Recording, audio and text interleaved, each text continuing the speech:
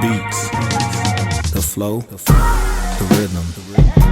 All movement starts from the streets. Streets A&R podcast.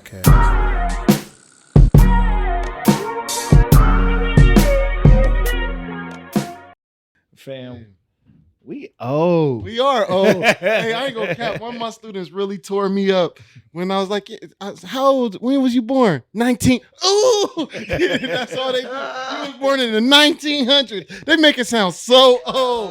You was born in the 1900s. Like, actually, I was actually. Damn, that sounds crazy. You was born in the Yeah, fuck me up, man. I don't even like saying my age no more. I enjoy it. Listen, I was getting my hair redone. And my hairdresser was like picking at my hair. She's like, "Oh," I was like, "What?" I said, "There's some grays." She's like, "Yeah." I thought it was some lint. Like, no, I got little grays all up in here now. I used to just have a couple of strands. Hey man, listen, I'm getting wiser. She said, "I thought it was lint." Listen, I already knew what she was doing. I was like, "Nah, them grays, my dear, them grays." Oh man, Then don't come out. Then don't pull them out either. We leaving them all. I got one in my beard, a couple in my beard. I was like, "Don't pull them. I only want them to get too close to it." Like, nah, leave them. Trying to be Salt Bay. Man, hey, I ain't gonna cap, man. You know, be a little silver fox. Silver fox, I was about to say.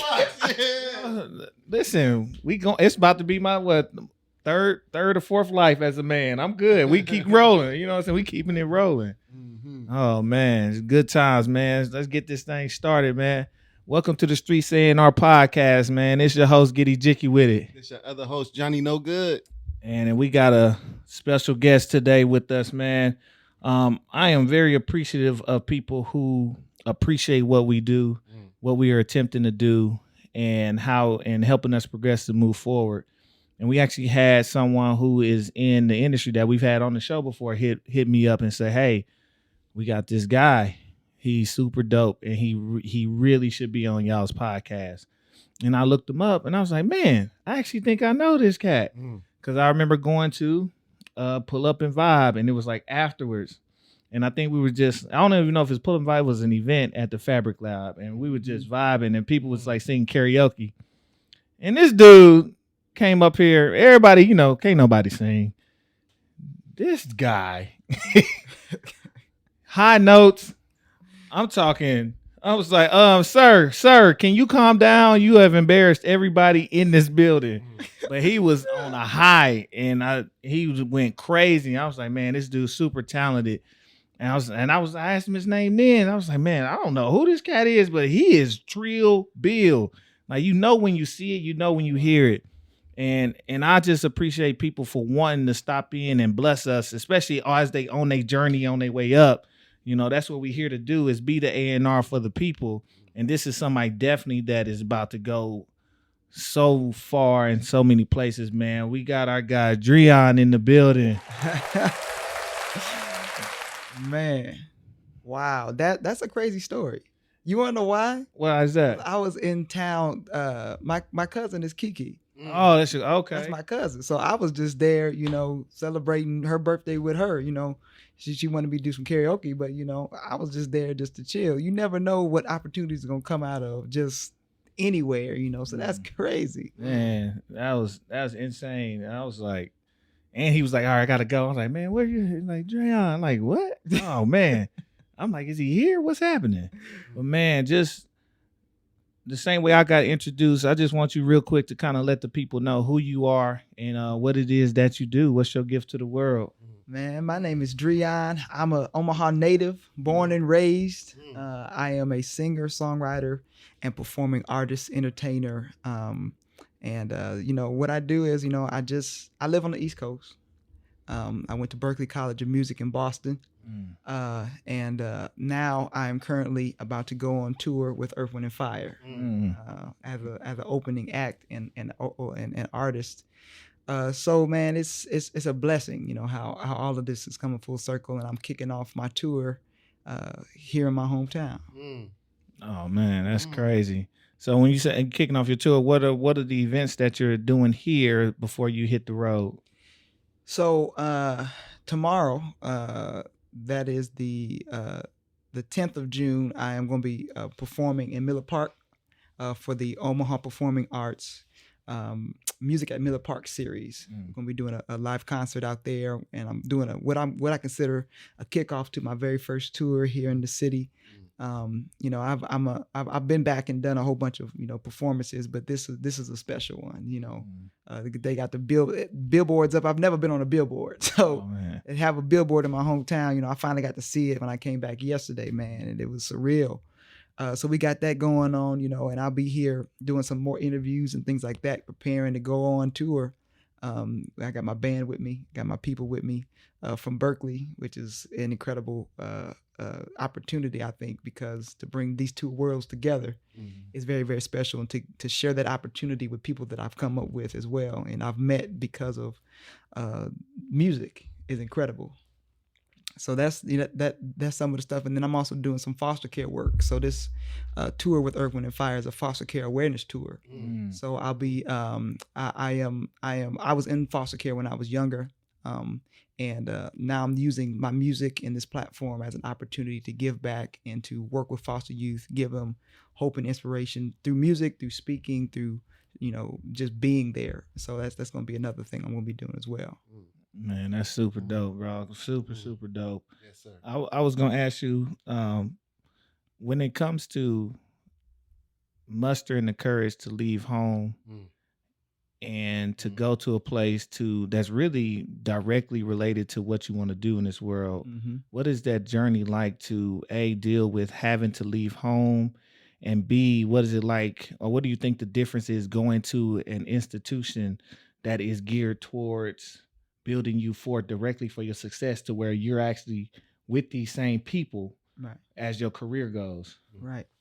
So it's kind of crazy. My journey was really crazy. I started off at UNO when I graduated from high school, because I didn't feel good enough to go to Berkeley. I was like, that's a top-notch school, and I was like, I really want to make sure that I'm ready to go. So I took a year just to be here and to ground myself. Plus, like, you know, I had just graduated. I had just gotten married as well. So there was a lot of grounding that I needed, you know, being here. So at first I was scared to make that jump. I mean, that's a hard jump to make. Plus, I'm from here. I never lived anywhere else, never been anywhere else really. So it took some preparation. But one thing my mom told me, I did, get, reunited with my family after foster care. And one of the things that my mom told me as I, started when I was in high school, as I started to get ready for college was, we don't have any money, and that's a lot of the situations with a lot of people, a lot of young Black minds, they don't always have the financial security from their families to be able to go to college and do what they want to do. So she said, you got to figure it out. So in high school, I worked really, really hard to get scholarships. And I left, high school with over $700,000 in scholarships and 2 full rides. Well, 3 full rides. I had a scholarship from Bill Gates, which is the Gates Millennium Scholarship. I had a scholarship from Warren Buffett. And then I had a scholarship from the Goodrich program at UNO as well.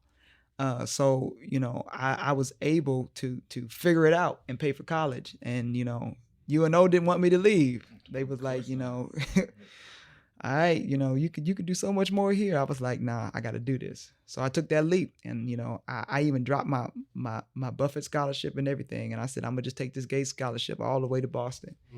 So that's what I did. When I went out there, I had never seen. It was a culture shock. It's completely different than Omaha. It's fast. It's real different. Boston, I'll just say this: the East Coast is a different planet. It really is. But the people over there are driven and on the go and ready to move. You either got to get with it or be gone. So I had to jump in. And when I got to Berkeley, that's what I did. I jumped in. I got on my grind. I had a family, at that time I had a wife, and then we eventually had a baby during our time in college.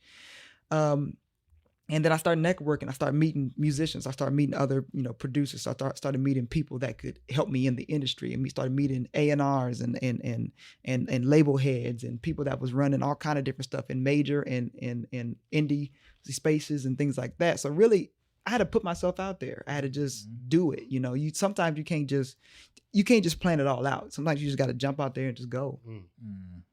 And I was gonna ask one more real quick. Just when you say meeting the labels and all of that, what were some of the things that you were doing? Like, were you somebody? You know, a lot of times in college, you hear the stories. They be like, "Man, I ain't gonna lie, DJs like." I just started pressing my own mixtapes. I was just getting out there, getting the college parties turned up. Right. As an artist and as a singer and songwriter, what were you doing to be prepared, or just if the opportunity comes, I'm ready? So were you creating demos? Like, what were you doing? Like, how were you maneuvering? So Berkeley is, you know, to me, it's like the Walmart of the music industry. You know what I'm saying? There's so many different people that flock to it, specifically because they put out so much that the industry wants. So, you know, it's almost like, you know, you can go there and find anything you want and get in connection with the right people. But you got to come with something. So that was the one thing that I had to do, was I had to, you know, do it myself. I didn't have anybody else to be like, yeah, you know, create this beat or create this music or write this song. I just had to do it. So I was writing songs, you know, figuring out how to work in different DAWs and how to work in different stuff, figuring out I started off in GarageBand and I went to Logic and I started to, you know, ask people, how do you do this? How do you figure out that? How do you, you know, create a beat? How do you get better sounds? How do you, like, asking questions? And taking classes obviously helpful because Berkeley have classes that actually help you with production and stuff like that too, which is incredible as well. So I applied myself.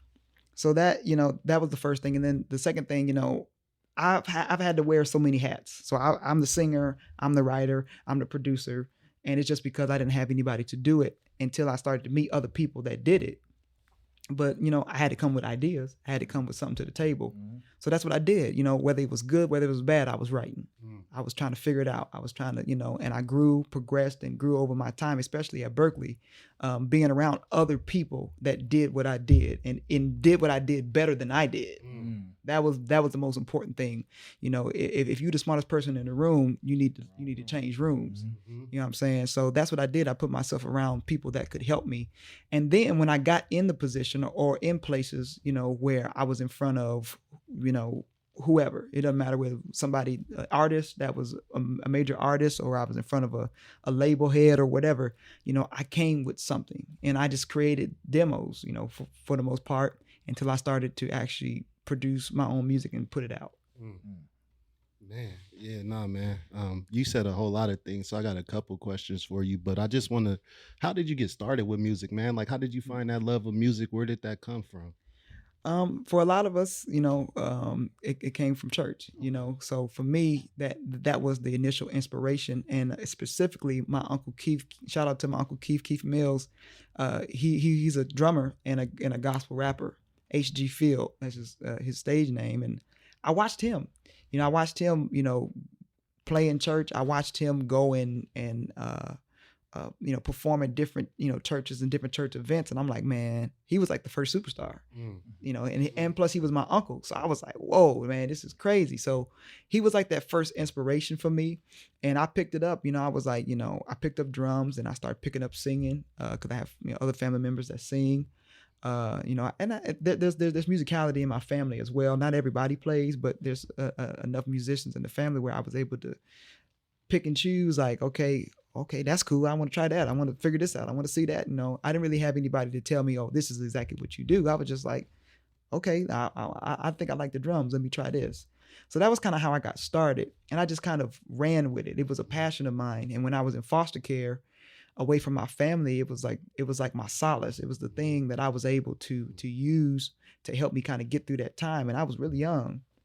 So I'm sitting in my room as a foster kid, you know, by myself, singing to myself as if I'm singing, you know, to thousands of people in front of me, you know, hopefully imagining that one day, hopefully I'll be able to actually sing in front of thousands, which is incredible because that's what I'm about to do on this tour.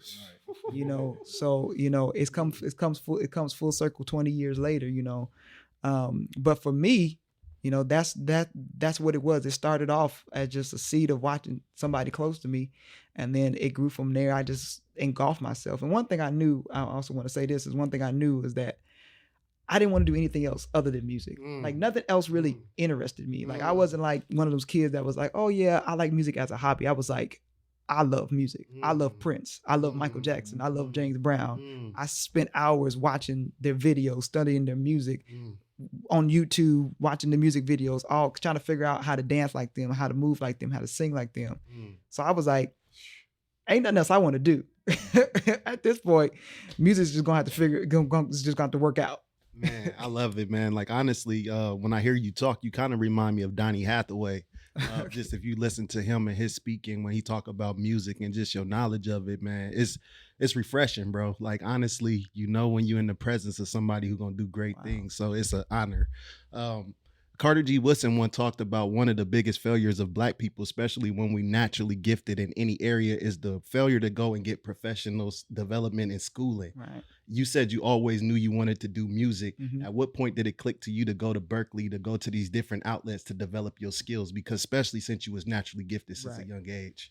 So yeah, so I was self-taught in a lot of things that I did, but that only goes so far. And if you want to get to a greater and higher level, you're going to have some sort of educational grounding, whether that is in an institution, whether that's getting a mentor, whether that's getting somebody, whatever that is. It doesn't have to be school, but you're going to go to some type of school. So for me, I was when I was in middle school and things like that, I was part of all of the different choirs. I was part of all that stuff because I wanted to engulf myself in it. And I got a chance to go to the all-state choir. And I went there and there was this Black conductor, choir director, who was from Florida State, Dr. Andre Thomas. And I watched this Black man stand in front of hundreds of high school students and just create art. Like it blew my mind to watch this brilliant Black man do what he did. And I was like, wow, like how I had to ask him, like, how do you do what you do so well? And he was like, and his advice to me was, I studied my craft. Like he mastered his craft.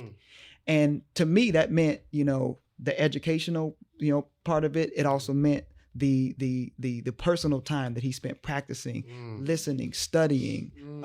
And then it also meant, his connection to everybody that came before him too. You know what I'm saying? So he came from somebody had to pass it down to him, and he's passing it down to, the people after him, like myself. So for me, that's what it was. It was like, okay, I got to study. It don't matter if I go to school. It don't matter. But for me, the easiest way to get it done for me was, since I have the scholarship, I might as well go to an institution where I can immerse myself with music. And it's a contemporary music school. It's the top contemporary music school in the world. So it's not like if you go to some universities or, conservatories, you're going to have to learn classical. And I don't mean to talk bad about UNO, but when I went there, they was like, yeah, we're going to turn you into a opera singer. And I was like, nah, bruh. Nah, bruh. So for me, when I went to UNO, I was a jazz piano major. I said, well, you know what? I might as well learn how to play, get better at playing piano so that I can have more than one skill being, brought to the table.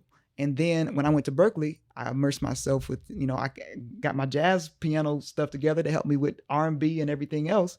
So now I have my piano skills. Now I'm going to go to Berkeley and work on my vocal skills, my performance skills, my ability, my songwriting skills, So I took advantage of the opportunity of the university, or the opportunity of the educational system, instead of just going to school to be educated.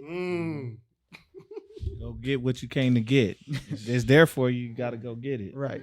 Yes, sir. Man. When it comes to, I was just thinking, like, somebody who's multifaceted in their approach to music, I can only imagine what it's like on the stage. When it comes to music and performance, what are the elements that you kind of hone in on to make sure that the audience, that your music and performance resonates with the audience? Right.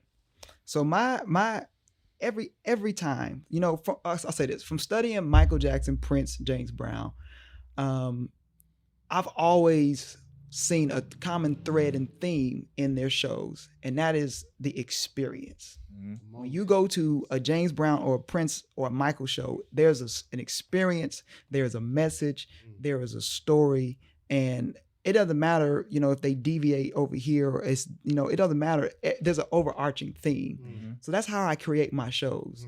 There's a start, there's an intro, there's a beginning, there's somewhere I'm going to take you, and there's somewhere I'm going to leave you, And every time I put a show together, anytime I do a show or performance, that is the mindset and the goal.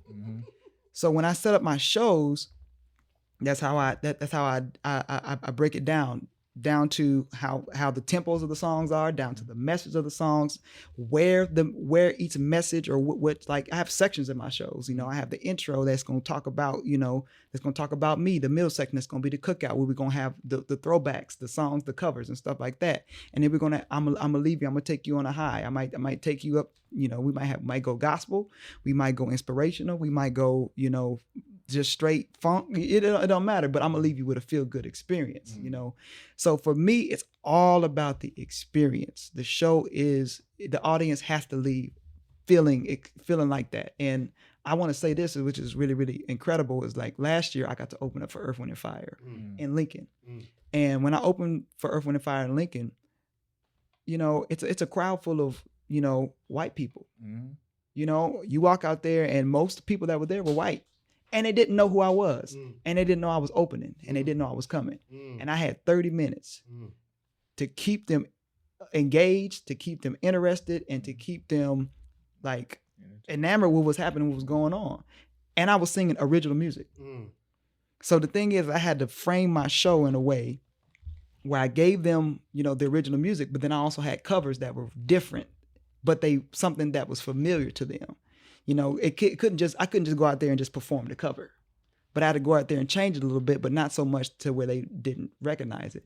So for me, it's more than just putting a show together. Like, you got to keep people's interest. So I have all kind of different show tricks that I do. Throw your phones up, put your lights up, put your hands up, I put stuff in my shows, repeat after me. You have to engage the audience and have the audience a part of the show, and that's a part of the experience. Yes, sir. And that's so funny you said that. One, we just had a conversation with one of our young, talented brothers about how is he putting the show, and Johnny asked, how many moments do you have in your show? Right. And he didn't understand what we were saying, even though he has the talent, and he's gonna have to work on putting together a show.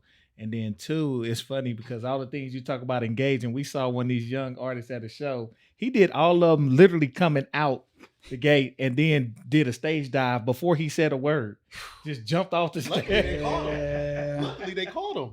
Yeah. So it's good to know, like, I think he knows there's supposed to be things that happen, but I'm going to have to send you over to him as a consultant. Be like, hey, young brother, man, I know you in this hip hop, but you still got to learn how to pace this stuff out and to get the crowd involved. It's pacing. It's like you don't want to see I say it's just like a movie.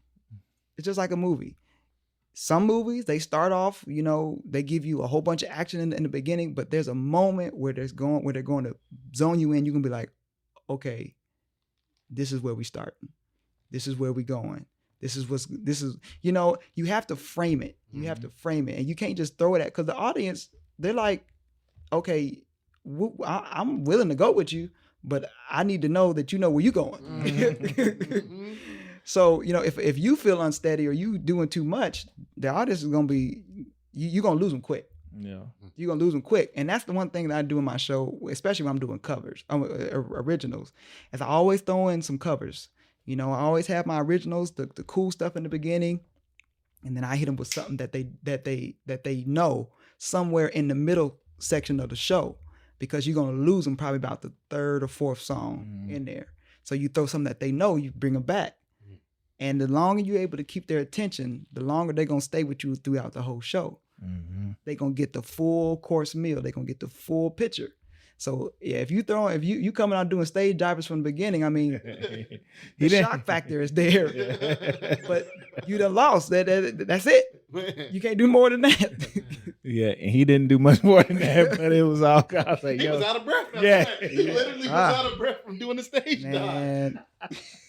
Oh man, it was a fun experience. But goodness gracious, thank you for being an expert are a learning expert in this, and A we gonna professional. a professional. Like we're gonna have to send you out in the consulting world. Man, and that's what I love to do too. I do that as well because I find that people don't understand that, you don't just shove things down people's throat. They have to digest them. They have to be able to take them in.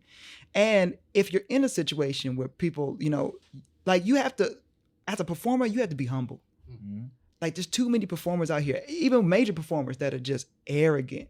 That's just like, oh yeah, people know, they know my songs, they know my music. But I always come from the place, these people don't care nothing about what I'm doing. They don't care nothing about what I'm singing. How can I make them? How can I make them care? And that's what you have to think. Like you have to think, how can I cater to these people who don't have time to pay attention to me? I have to make them make time to pay attention.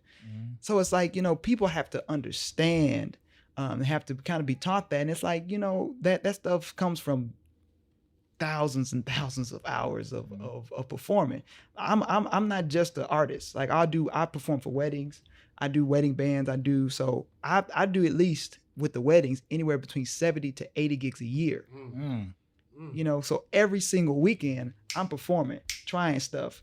Oh, that didn't work. Okay, let's try this. And I've gotten a chance to actually perfect it. And that's what people aren't willing to do. Trial and error, real, and you only get it when you in the fire. In the fire, You gotta man. be in the game. Practice is practice. Yeah. So no, I'm with you on that, man. Like I even for myself as a DJ, just like I do my own events, but all my smaller stuff is where I'm like, can I put this set together? Let me try just this. What are the people feeling now? I'm filling it out. And also while trying to give them something that's not the status quo, so they know that when they come over here, they're getting this different meal over here versus the standard burger and fries you're gonna get everywhere else in the club. Right. So. Man, that's good. And I wanted to say also, what I'm starting to do now is incorporate, because as I said, I love Prince, I love Stevie, and I started to include the multi-instrumentalist vibe to my show. So especially in my show tomorrow, I'm going to be playing not only, I'm not only going to be singing and dancing, I'm going to be playing percussion. I'm going to be playing guitar. I'm playing keys. I'm doing all these different things. And that adds so much to the show because people get to see a new layer and a new element. Like, whoa, he can do that. Oh, he can do that. Oh, he can do this. Wow. You want to keep people engaged the whole time. You do. And that's how I'm starting to build. Like, I'm never like, oh, I'm good. I got this. I can do that. Like, you always have to be in a place like, okay, how do I get people to really, really rock with me?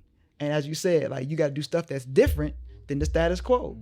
So I'm a play this percussion while I sing. There's not many people that can do that. Right. Shout out to Anderson .Paak. Yeah, man. 100%. Man, that's tough. But man, Dree, it's been a great time with you, my brother. And we need some more time. But Man, we need some more time, man. what we gonna do is we gonna make sure when you done with this tour, we gonna have to find a way to get you either back here or we gonna find where you at, man. We gonna have to come where you at, man. It sounds like you out there in Boston doing some things, traveling around, man. We gonna end up finding our way to where you at, man, because you on your way to doing big things, man. We not just saying that. Literally see it on you, bro, like a master of the craft and just your joy of it all, man. Like I really, really thoroughly enjoyed that. I'm gonna watch myself on the camera. I just been over here smiling, man. Like just it's been a joy to listen to you speak and the amount of joy and peace and happiness that you move with, bro. That's inspirational. So thank you. I look forward to just following your journey, man, for real. Man, I appreciate y'all for having me. It's an incredible opportunity to not just perform, but to speak about it and to talk about my passion and what I do. Because, as a young Black man, we don't hear enough of our own stories. We don't hear enough of us doing something, and I'm not perfect. I'm not like, I had a great life and I came from North Omaha. Yes, sir. You know what I mean? Like I was in foster care. I had to pick myself up by my own bootstraps, and I had the help of many different people and their hands, lifting me up, keeping me, lifted up in prayer as well, and connecting with people like yourselves, and building this community. So I appreciate y'all for bringing me in, because I like to be an open book. You know what I'm saying? I never like, oh no, I ain't sharing none of my secrets. No, I want people to be better. I want people to feel like, they can come to me and ask questions, because I didn't have anybody to ask in a lot of situations. So it's like, being the first to go to Berkeley in my family and all of these things is like, I want that to continue. I don't want to be the last, but I sure am glad that I'm the first, so more people can have that opportunity. Yes, so thank y'all for giving me the opportunity to share this. Thank you. Yes, sir. And real quick, before we get out of here, you got a project coming out, and then we want to know where people can find you and find it at. Definitely. So in connection with the tour that I'm doing with Earth, Wind & Fire, I just released a new single called Freedom Child. That is about my foster care journey, and it's a foster care awareness song, almost anthem that I like to call it. That is out on all streaming platforms. You can find it right now on Apple Music and all the Spotify and Tidal and all the places where you find music. And I have a lot more music that'll be coming out even after the tour. I'm starting to release all of the songs I've been holding on to for a while. I've been building them up and getting them to the point. I just released that last month, and then back in March I released a new single as well called Get It If You With It, which is a fun, exciting song. It's kind of got a Prince vibe to it, and I love being able to share my artistry. You know what I'm saying? So I'm excited for the new releases that are coming out. So I got another one that's going to be coming out pretty soon in July after the tour, following that too. Yes, sir. Man, and where can the people find you at? They can find me on Instagram, on Facebook, on TikTok, and YouTube at Dreion Nation, DreionAtion. On all those platforms. I got plenty of my music, plenty of my videos, and just watch the journey, and if you if I happen to be in any of the places where y'all might be vacationing this summer, come on out for the future. And please, if you can, come out tomorrow night for the Miller Park series. We doing a big kickoff, rain or shine, we're gonna be out there performing. So I'm just excited to share this with the city. Yes, sir. Man, it has been a pleasure, bro, and we appreciate you. We appreciate everything you're doing. We appreciate the spirit you got in which you do it, and the will, and to show people from a place like this and places similar to this, like, it can be done. Like, some of these things are attainable, and you have the tools. Right. It's about how do you find that confidence to then search within yourself and exercise those tools and start to use them. Right. Everything else will come together as long as you're moving like that, man. We appreciate you, bro. We about to get out of here. You know where to find us. Everything is at Streets, AANDR, Facebook, Twitter, Instagram, and we on everything but Apple, man. Tune in with us, and it's been a pleasure, man. It's your host, Giddy Jicky with it. It's your other boy, Johnny No Good. We had our guest, Dreion, and we out of here. Peace. Peace. The beats, the flow, the rhythm. All movement starts from the streets. Streets A&R Podcast.